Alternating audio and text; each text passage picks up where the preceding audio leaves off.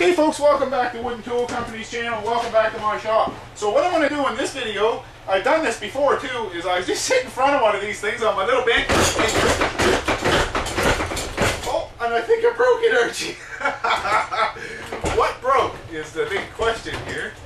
I know what broke, is that piece of strapping broke. Yes it did. No it didn't. What did break? Something broke. I just don't know what yet. Must be that strapping. What? Oh, this front piece broke.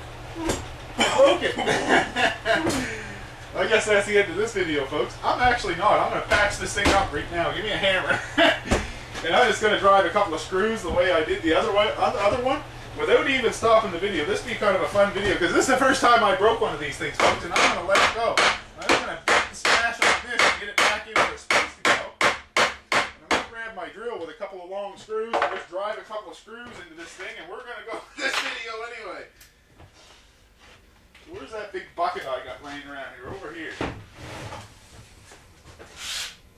So there's a long one, there's a long one. We'll drive 3 of them in through that. So what happened there, folks, is I actually broke, I had a few pocket holes here, and it actually broke that joint. I didn't use any glue. If I had to use glue, that wouldn't have been a problem. But what I'm going to do is I'm going to do a patch-up job for you right here.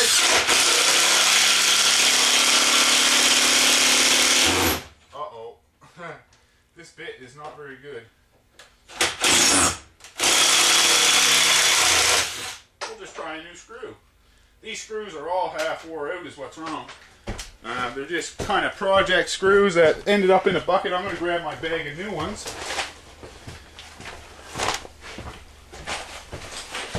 So there's a good lesson, folks. If you're going to build one of these things, then you should glue that joint there where this goes together.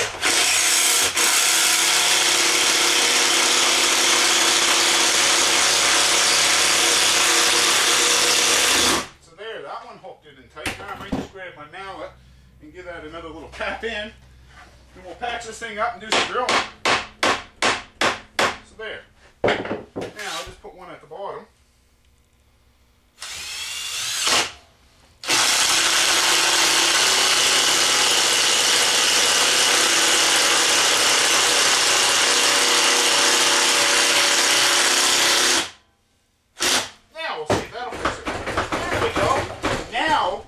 This stuff aside, and I can sit on my little bench and I'm going to keep on it some more if I get break it. So there, so I've got a bunch of clamps and stuff. I got a little bit of weight on the back of this thing, so that's what's rattling. But there you go, folks. You can see that this thing is bulletproof.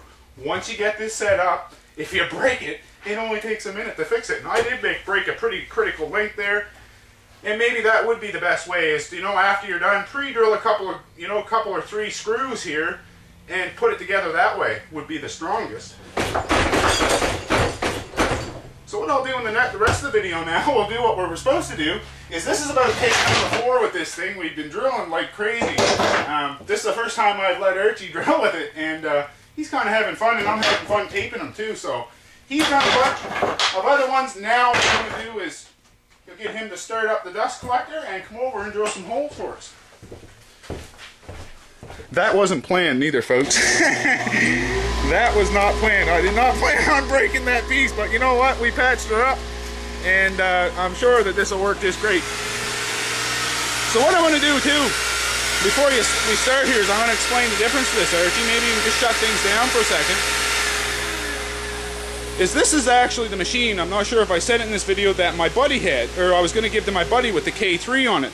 But what we found was, he only weighs about 110 pounds, and he was finding that it was real hard to push down on this foot lever. Whereas this one, it's, you know, it's easy. You know, there's not that weight on the back, doesn't weigh hardly anything, and then it's nothing to drill a pocket hole. But with the extra spring involved in that other one, and the extra weight needed to open the clamp, it made it really hard. So what we decided to do is, I said to him, I said it would be real easy to make this thing, you know, turn it into the other style. And all we got is a push-pull clamp here. And what I did was, after I used that K3, had it mounted in here and flush to the front, and I had it secured, and then I got my drill running the same as you would if you were going to use that jig. You know, got it so it was running nice and smooth. You know, got my slides hooked in, got my bumper hooked up, you know, and all this spring hooked up. And, you know, the only difference is I would have to reach around back to lock that clamp.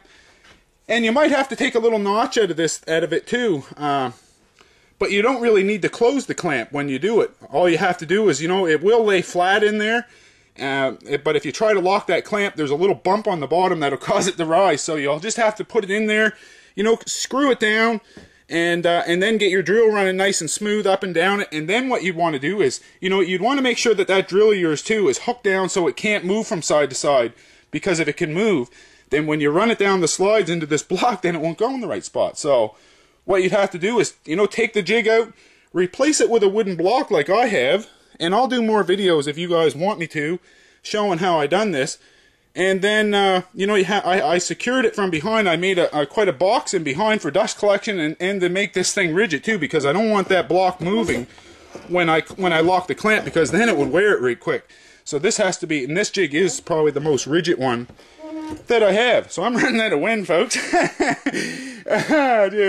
This wasn't supposed to happen this way, but we're gonna have fun with it anyway. There's what happened, is I broke these. I've only got a couple of drywall screws in there, and a couple on this side, and I knew when this has been apart and together a few times, so when I put them in, it did split it a bit, and you know, it's only drywall screws, 1.25 inches. Now, and all I did is just put and I didn't use any glue when I put it together, which would have made a big difference.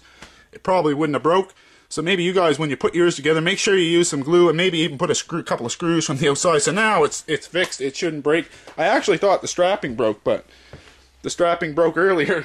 And that was just because I've had it apart and together so many times. You get a fresh piece of strap and it'll last for thousands of holes around back.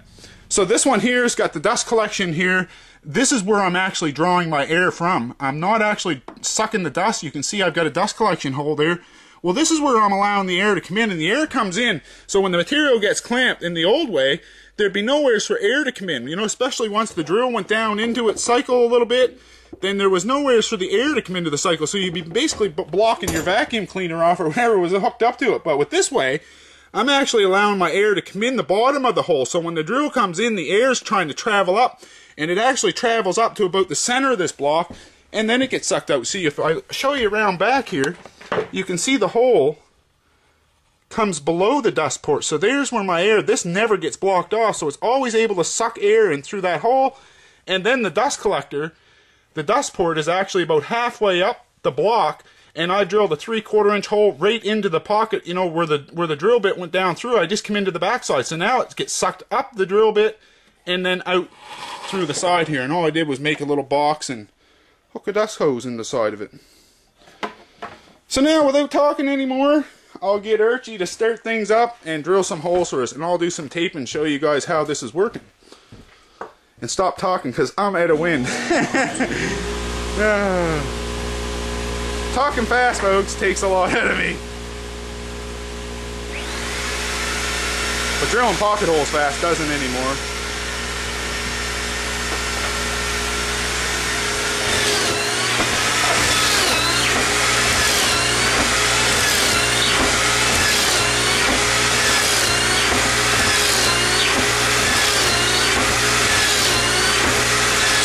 There's no dust coming out of this thing, not even when it comes to the top of the cycle. It seems to be draining it just perfect, as you can see.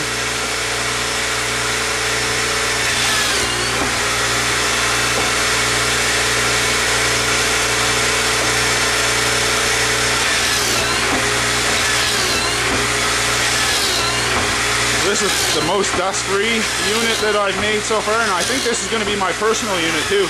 This is probably about 400 holes or 500 holes we have drilled so far, just, you know, drilling scrap wood like this on a few videos, and this thing isn't showing any signs of wear, and it's actually perfectly, like I said, perfectly dust-free. I'll go around back and show you the operation of this. We just got a big bunch of, we got a brick and a clamp hanging off the back of this, and that's what opens the clamp. There, the banding gets pulled down. You can see there's the little lever.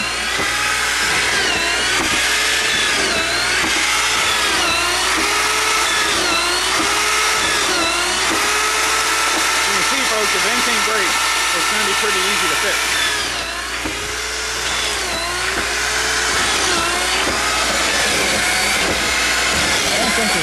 dust coming out of that. But this will all get sucked, you know, where the air is able to travel in the bottom, it comes up and then out. So watch, I might get my finger stuck in there, Dave. There, so now we can see. So when this is drilling, what's happening is the drill right there is getting air from in behind, and it travels up a bit, and then about halfway up this block is where it exits out the back. This is after about 400 holes or 500 holes with this, I'm guessing, and it's not showing any signs of wear. It's still drilling a nice neat top.